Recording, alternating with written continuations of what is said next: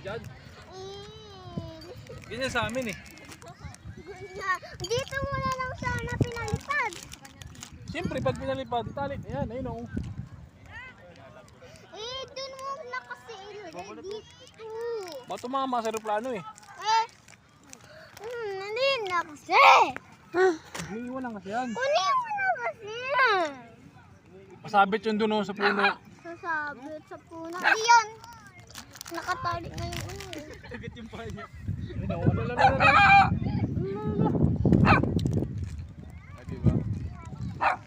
Lipad na yung mantel.